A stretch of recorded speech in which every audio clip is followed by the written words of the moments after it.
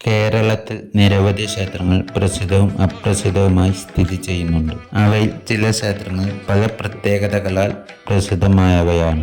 അത്തരത്തിൽ ഒരു ക്ഷേത്രമാണ് സാമൂതിരിയുടെ നാടെന്നറിയപ്പെടുന്ന കോഴിക്കോട് ജില്ലയിലെ കുരുവട്ടൂർ പഞ്ചായത്തിൽ കോണോട്ട് ദേശത്തായി സ്ഥിതി ചെയ്യുന്ന ശ്രീ തൃക്കോവിൽ മഹാവിഷ്ണു ഭഗവതി ക്ഷേത്രം. പോർലാദ്രി രാജാവിന്റെ ആസ്ഥാന ക്ഷേത്രമെന്ന് കരുതപ്പെടുന്ന ഈ ക്ഷേത്രത്തിൽ വൈകുണ്ഠനാഥൻ കിഴക്കോട്ട് ദർശനമരളി ചതുരശ്രീകോവിൽ ചതുർബാഹുവായി ശംഖ് ചക്രഗത പത്മധാരിയായാണ് ഈ പുണ്യസന്നിധിയിൽ ഭക്തജന ലക്ഷങ്ങൾക്ക് ദർശനമരളി കുടികൊള്ളുന്നത്. ഉപദേവന്മാരായി ശ്രീധർമ്മശാസ്താവ്, നാഗദൈവങ്ങൾ, ദുർഗാ ഭഗവതി, ഭദ്രകാളി, ഗണപതി എന്നിവരും ഈ പുണ്യസന്നിധിയിൽ ഭക്തർക്ക് ദർശനമരളി കുടികൊള്ളുന്നുണ്ട്. സർവപ്രതാപിയായ പോർരാത്രി രാജാവിന്റെ ആസ്ഥാന ക്ഷേത്രമായിരുന്നു അത്രേ ശ്രീ തൃക്കോവിൽ ക്ഷേത്രം. സർവ ഐശ്വര്യങ്ങളും സോപാനത്തിൽ നിലനിന്നിരുന്ന ക്ഷേത്രത്തിന്റെ പ്രതാപകാലം പിന്നീട് വന്ന ലഹളകളിലും യുദ്ധങ്ങളിലും അധികാര കൈമാറ്റങ്ങളും മറ്റും തീർത്ത കാലത്തിന്റെ കുത്തൊഴുക്കിൽ ജീർണാവസ്ഥയിലേക്കും പിന്നീട് നാശത്തിലേക്കും നയിച്ചുവെന്നാണ് വിശ്വാസം. കാടും പടലവും കയറി ഭൗതികമായതെല്ലാം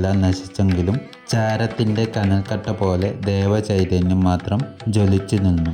പിന്നീട് 100 കൊല്ലത്തോളം സമാധിയിലെന്ന പോലെ കടന്നു പോകുകയും ചെയ്തു. ഇതിനൊരു പരിഹാരമെന്നോണം കുറെ പുണ്യാത്മാക്കളായ തദ്ദേശവാസികൾ കാട് വെട്ടിത്തെളിക്കുകയും ഇടിഞ്ഞു പൊളിഞ്ഞ ശ്രീകോവിൽ വൃത്തിയാക്കി പൊട്ടിയ വിഗ്രഹം ചേർത്ത് നിർത്തി ദീപം തെളിയിക്കുകയും ചെയ്തു. അക്കാലത്തിൽ ശ്രീ ഹരിഹര മഹാദേവ ക്ഷേത്രത്തിൽ നടന്ന പ്രശ്നചിന്തയിൽ ആ ക്ഷേത്രത്തിന്റെ പരിപൂർണതയ്ക്ക് പടിഞ്ഞാറ് ഭാഗം സ്ഥിതി ചെയ്യുന്ന തൃക്കോവിൽ ക്ഷേത്രത്തിന്റെ പുനർനിർമ്മാണം അനിവാര്യമാണെന്ന് തെളിയുകയും അതിപുരാതന കാലം മുതൽ അന്യോന്യം ബന്ധപ്പെട്ട് കിടക്കുന്ന ക്ഷേത്രങ്ങളാണ് ഇവയെന്നും വ്യക്തമാകുകയും ചെയ്തു. അതിൽ പ്രകാരം അന്നത്തെ ഇരു ക്ഷേത്ര കമ്മിറ്റി അംഗങ്ങളും തമ്മിൽ ബന്ധപ്പെടുകയും അവർക്കത് സാധിക്കാത്തതിനാൽ ശ്രീ വെള്ളങ്ങോട്ട് കണ്ടി സുഹൃതൻ ക്ഷേത്രത്തിന്റെ ശ്രീകോവിൽ നിൽക്കുന്ന 5 സെന്റ് ദാനമായി കൊടുത്ത ഭൂമിയുടെ ആധാരവും മറ്റും കൂട്ടി ഹരഹര മഹാദേവ ക്ഷേത്ര നടയിൽ സമർപ്പിക്കുകയും ചെയ്തു.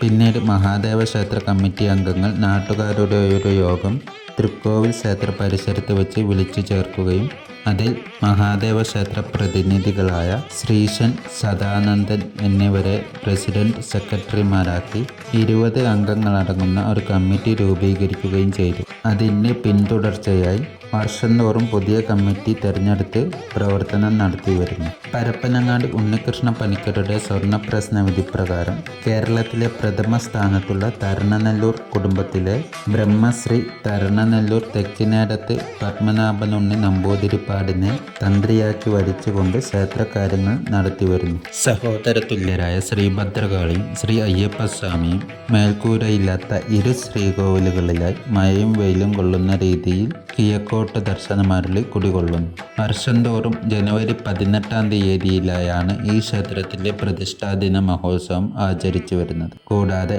മെയ് 1-ാം തീയതി ക്ഷേത്രത്തിൽ വലിയ ഗുരുതി നടത്തിവരാറുണ്ട്. പൂനൂർ പുഴയുടെ കരയിലായി മഴയും വെയിലും കൊള്ളുന്ന മേൽക്കൂരയില്ലാത്ത ശ്രീകോവിലിൽ കണ്ണാടി ബിംബത്തിലായി ശ്രീഭദ്രകാളി കിഴക്കോട്ട് ദർശനമരളി തുല്യ പ്രാധാന്യത്തിൽ ഈ പുണ്യസന്നിധിയിൽ ഭക്തർക്ക് ദർശനമരളി കുടികൊള്ളുന്നു. പണ്ട് കാലത്ത് ഇതൊരു ഭദ്രകാളി ദേവി ക്ഷേത്രമായിരുന്നുവെന്നും പോർരാത്രി രാജാവ് കാളി നടയിൽ വെച്ചായിരുന്നു ശിക്ഷാ നടപടികൾ കൽപ്പിച്ചിരുന്നതെന്നും ശിരച്ഛേദനം അംഗച്ഛേദനം വരെ നടത്തിയതായും പറയപ്പെടുന്നു. ഇതെല്ലാം കാരണം ദേവി ഉഗ്രമൂർത്തിയായി മാറുകയും രാജകുടുംബത്തിനും ക്ഷേത്രപദത്തിനും പലവിധ വിഷമതകൾ വന്നു ചേരുകയും ചെയ്തു. ഇതിൻ്റെ പരിഹാരമായാണ് സാക്ഷാൽ മഹാവിഷ്ണുവിനെ ഇവിടെ പ്രതിഷ്ഠിച്ചതെന്നും കരുതപ്പെടുന്നു. പിന്നീട് ക്ഷേത്രം തൃക്കോവിൽ മഹാവിഷ്ണു ക്ഷേത്രമെന്ന് പ്രസിദ്ധമാക്കുകയും ചെയ്തു. പടിഞ്ഞാത്ത് ഇല്ലക്കാർക്കായിരുന്നു അന്ന് ക്ഷേത്രത്തിന്റെ തന്ത്രിസ്ഥാനവും മേൽനോട്ടവും ഉണ്ടായിരുന്നത്. വളരെ പ്രതാപത്തോടെ നിലനിന്നിരുന്ന ക്ഷേത്രം പോർരാത്രി രാജാവ് പടിഞ്ഞാത്ത് ഇല്ലക്കാരെ ഏൽപ്പിക്കുകയും രാജവാഴ്ച അവസാനിപ്പിക്കുകയും ചെയ്തു. താമസിയാതെ പടിഞ്ഞാത്ത് ഇല്ലം അന്യം നിന്നതോടെ കാലക്രമേണ കാലത്തിന്റെ കുത്തൊഴുക്കിൽ ക്ഷേത്രം നാശോന്മുഖമാകുകയും ചെയ്തു. ഹിരണ്യവധം കഴിഞ്ഞ് നരസിംഹഭാവത്തിൽ നിന്നും പ്രഹ്ലാദ സ്തുതി സംപ്രീതനായി ലക്ഷ്മീനാരായണ രൂപത്തിൽ നിൽക്കുന്ന മഹാവിഷ്ണുവാണ് ഇവിടുത്തെ പ്രതിഷ്ഠ. മഴയും വെയിലും കൊള്ളുന്ന രീതിയിൽ സാക്ഷാൽ ഹരിഹരപുത്രനായ അയ്യപ്പസ്വാമി ആഗേയ സ്വഭാവത്തിൽ വേട്ടയ്ക്ക് പോകുന്ന രൂപത്തിൽ വേട്ടയ്ക്ക് പോകുന്ന സങ്കല്പത്തിൽ ഇരു കൈകളും ഉയർത്തി ചിന്മുദ്രാങ്കിതമായി കിഴക്കോട്ട് ദർശനമരുളി ചതുര ശ്രീകോവിലിൽ കുടികൊള്ളുന്നു. എല്ലാ മാസവും തിരുവോണം നാളിൽ അന്നദാനം നടത്തിവരുന്നുണ്ട്.